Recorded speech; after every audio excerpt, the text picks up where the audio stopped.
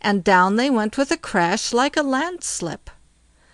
But the third time Dapple said, "Now we must show our mettle," and went at it again till the stones flew heaven high about them, and so they got up. Then the lad rode right into the cave at full speed, and caught up the Princess, and threw her over his saddle bow, and out and down again before the Troll had time even to get on his legs, and so the Princess was freed. When the lad came back to the palace, the king was both happy and glad to get his daughter back, that you may well believe; but somehow or other, though I don't know how, the others about the court had so brought it about that the king was angry with the lad after all. "Thanks you shall have for freeing my Princess", said he to the lad, when he brought the Princess into the hall and made his bow. "She ought to be mine as well as yours, for you're a word-fast man, I hope", said the lad. "Aye, aye", said the king, "have her you shall, since I said it; but first of all, you must make the sun shine into my palace hall." Now you must know there was a high steep ridge of rock close outside the windows, which threw such a shade over the hall that never a sunbeam shone into it. "That wasn't in our bargain", answered the lad, "but I see this is past praying against. I must even go and try my luck, for the Princess I must and will have." So down he went to Dapple, and told him what the king wanted, and Dapplegrim thought it might easily be done, but first of all he must be new shod, and for that 10 pound of iron and 12 pound of steel besides were needed, and 2 smiths, one to hammer and the other to hold, and then they'd soon get the sun to shine into the palace hall. So when the lad asked for all these things, he got them at once. The king couldn't say nay for very shame, and so Dapplegrim got new shoes, and such shoes! Then the lad jumped upon his back, and off they went again, and for every leap that Dapplegrim gave, down sank the ridge 15 ells into the earth, and so they went on till there was nothing left of the ridge for the king to see. When the lad got back to the king's palace, he asked the king if the Princess were not his now, for now no one could say that the sun didn't shine into the hall. But then the others set the king's back up again, and he answered the lad should have her, of course; he had never thought of anything else, but first of all he must get as grand a horse for the bride to ride on to church as the bridegroom had himself. The lad said the king hadn't spoken a word about this before, and that he thought he had now fairly earned the Princess. But the king held to his own, and more, if the lad couldn't do that, he should lose his life, that was what the king said. So the lad went down to the stable in doleful dumps, as you may well fancy, and there he told Dapplegrim all about it, how the king had laid that task on him to find a bride as good a horse as the bridegroom had himself, else he would lose his life. "But that's not so easy", he said, "for your match isn't to be found in the wide world." "Oh yes, I have a match", said Dapplegrim, "but 'tisn't so easy to find him, for he abides in hell. Still we'll try.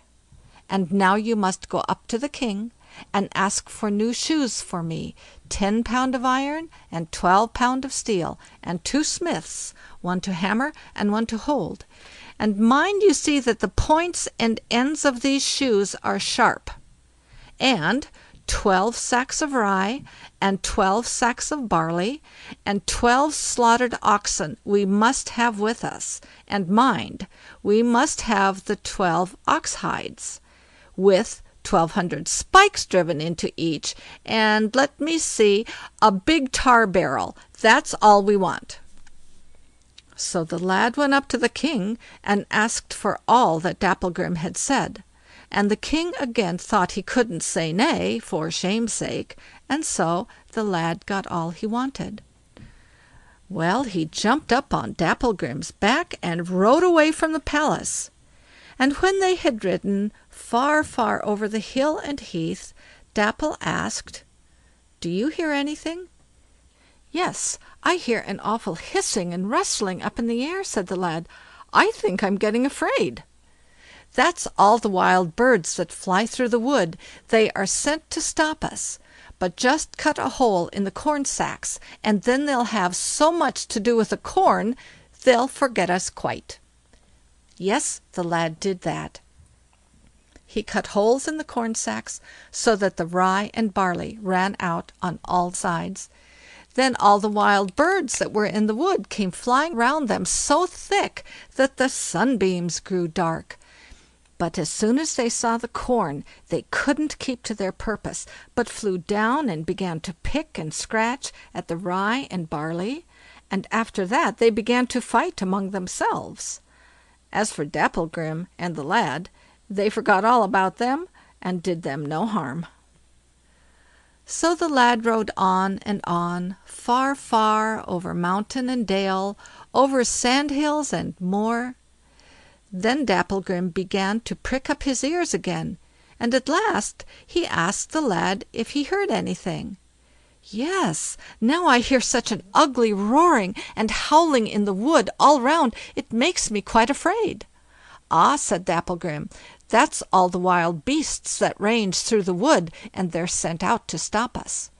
But just cast out the 12 carcasses of the oxen, that will give them enough to do, and so they'll forget us outright."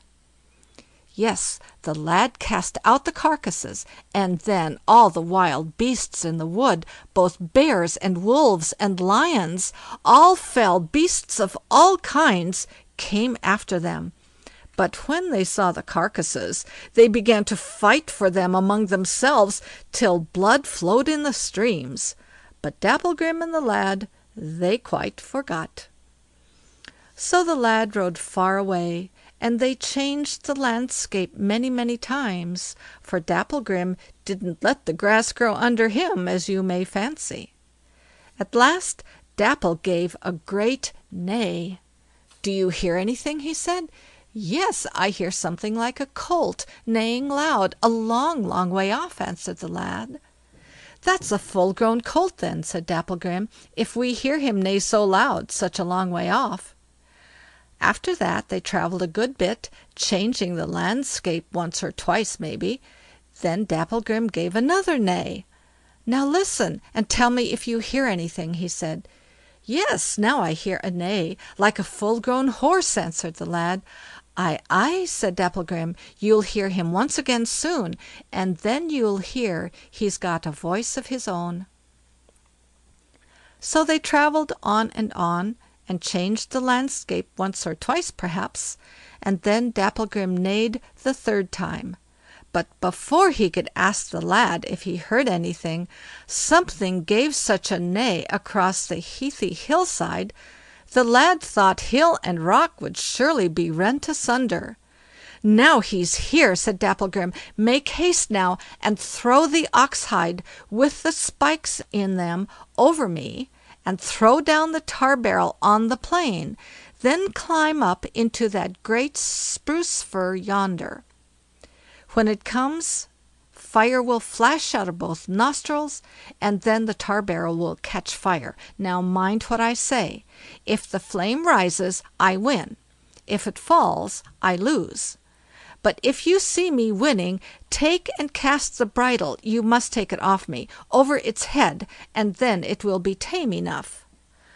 So just as the lad had done, throwing the ox hides with the spikes over Dapplegrim, and had cast down the tar barrel on the plain, and had got well up into the spruce fir, up galloped a horse, with fire flashing out of his nostrils, and the flame caught the tar barrel at once. Then Dapplegrim and the strange horse began to fight till the stones flew heaven high.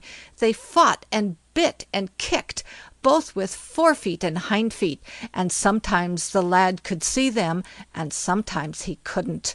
But at last the flame began to rise, for wherever the strange horse kicked or bit, he met the spiked hides, and at last he had to yield.